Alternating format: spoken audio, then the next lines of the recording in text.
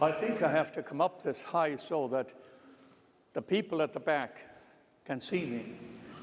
Sometimes it's not easy to walk around. There's a lot of furniture here, but it helps the people at the back. I would like to pause for some conversation in homily here about how to make Father's Day a holy day. It's unusual for me to speak off of the scriptures, but today I think we have a teaching for us.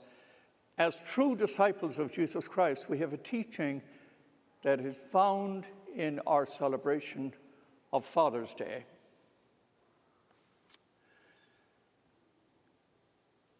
When we come to celebrate Father's Day, there is a manner in which we can make this day holy. It speaks to every one of us in some manner, some way. You have a dominant remembrance of your father. Think about the dominant remembrance you have of your father.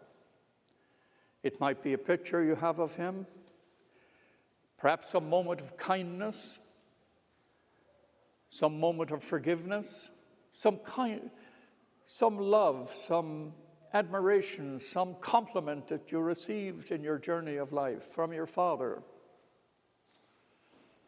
It might be some opportunity you had to forgive your father.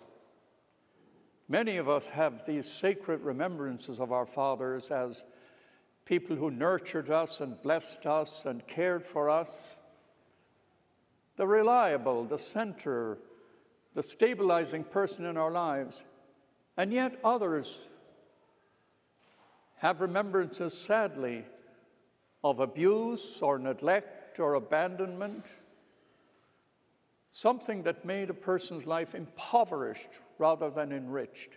But we do have, each and every one of us, especially on Father's Day, we have some dominant remembrance of our fathers.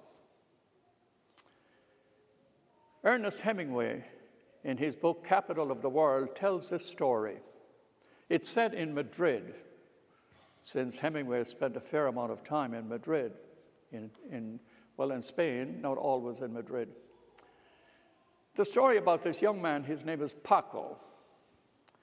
And Paco's father is wealthy. And Paco and his father have a falling out. They have some major division. Paco wants to become a bullfighter. That's his ambition. His father and himself have a big dispute, and Paco leaves home. His father said, well, he'll come back. But he doesn't come back. And then he doesn't come back. And now the father goes out looking for him. And he goes all through Madrid, through the streets, looking for his son, Paco. Finally, in desperation, knowing that he cannot find him on the streets of Madrid, he decides to put an ad in the newspaper. And the ad says, Paco, meet me at the Montana Hotel on Tuesday at 12 noon. All is forgiven. I love you. Signed, Papa. So he waits, and he goes to the Montana Hotel at 12 o'clock at noon on Tuesday, and 800 Pacos show up.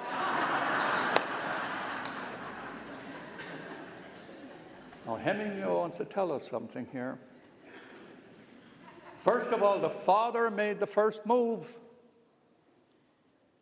It didn't matter who was right and who was wrong. The dignity of the father made the first move. The nobility of the father made the first move.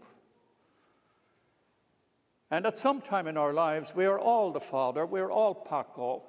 We're all looking for a place to be reconciled. We're looking for a place of healing. We're looking for an experience of forgiveness, especially in our families. There we hope we'll find a place of grace, of encouragement, of life, of shelter, a shelter in times of struggle. Hemingway wants to tell us that we're all looking for the Hotel Montana at 12 noon on Tuesday.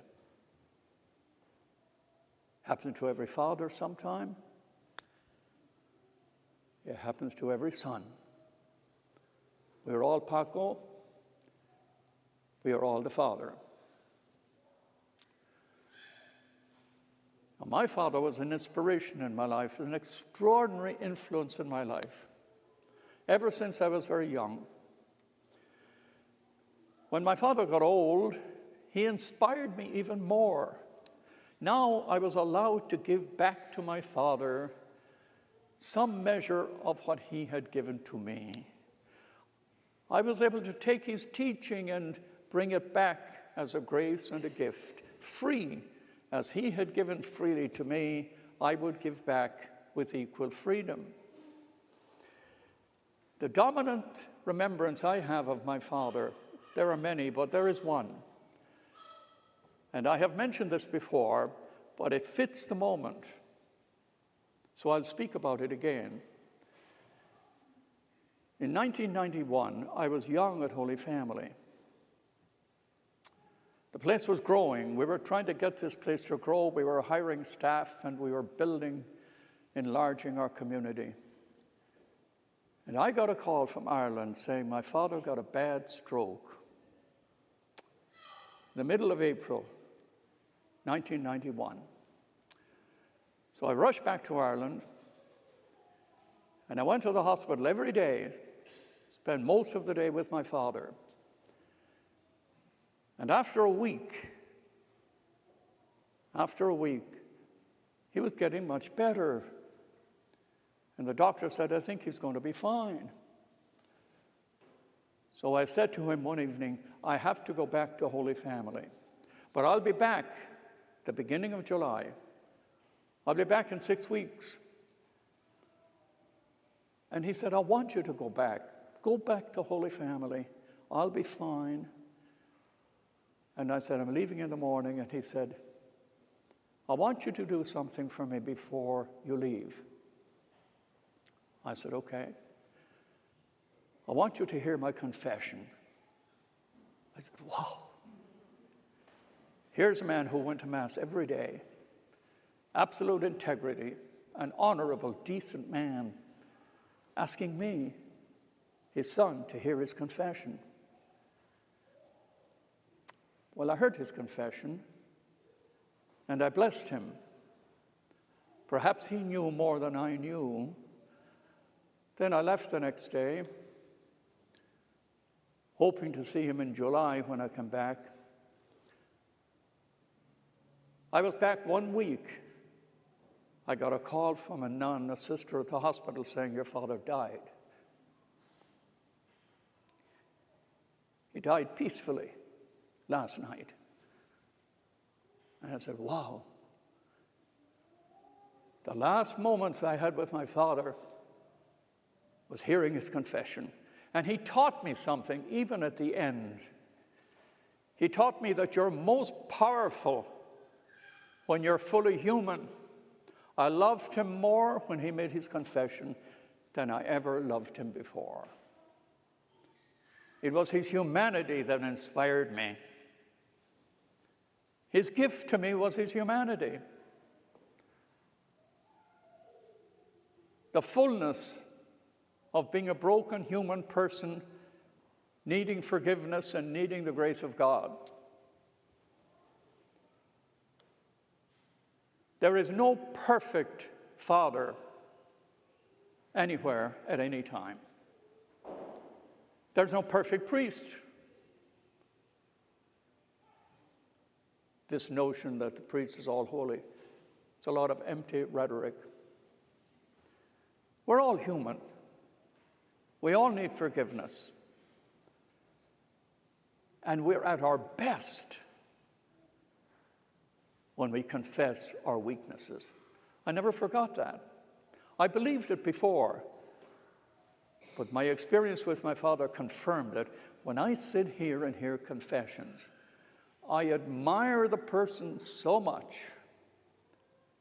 Typically, at the end of a confession, I say, I think you're a very good person. People say, oh, God, don't tell me that. That's because you don't know me.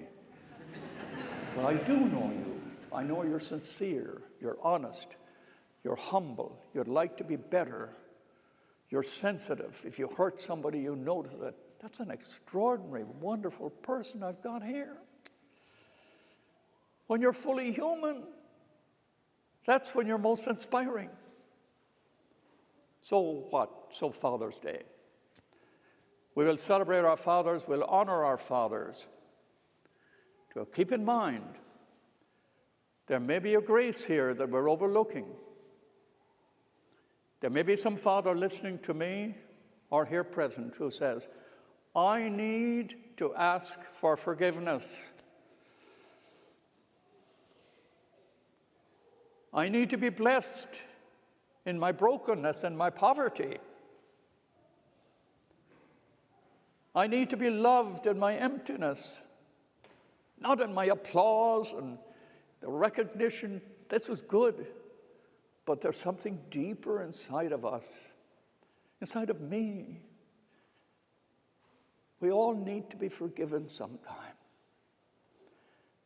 We all need to go to the Hotel Montana at 12 noon on Tuesday and find a place that satisfies the hungers we have to belong to one another. As a priest, I am most effective when I am most human. Not all dressed up and, applauded. That's all superficial. I'm at my best when I'm human. You as a father, you're at your best when you're human. When you say, I need to go to the Hotel Montana to be reconciled. So take this day as a day of blessing, a day of recognition, a day of thanks where your families will thank you for the gift of your fatherhood.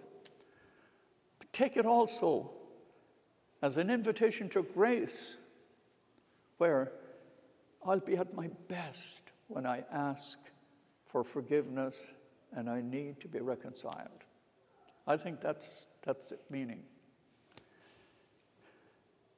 And so in testimony to my father who taught me through his humanity, as has been my tradition here for a long time, and I don't know if most people come to this Mass to receive the Eucharist or to listen to the song, but in any case, I'm going to sing the song.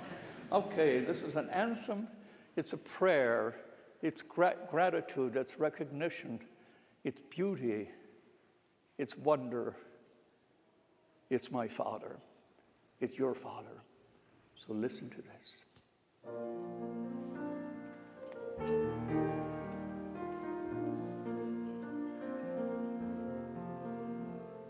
The tears have all been shed now. We've said our last goodbye. His soul's been blessed, he's laid to rest, and I feel all alone. He was more than just my father, my teacher, my best friend, and he'll still be heard in the tunes we've shared when I play them on my own. And I never will forget him, for he made me what I am. Though he may be gone, memories linger on. I miss him, the old man.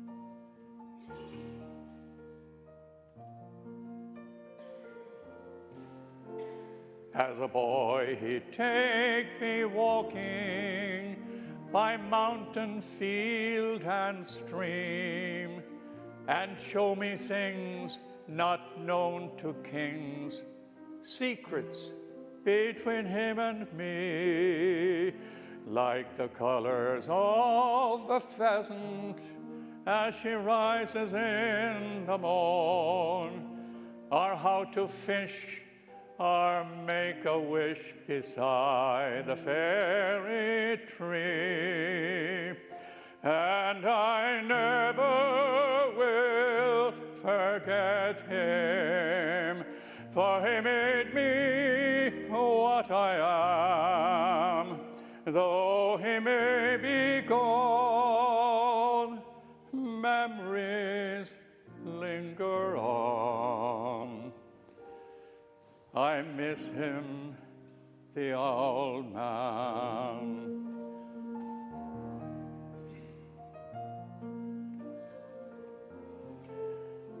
I thought he'd live forever.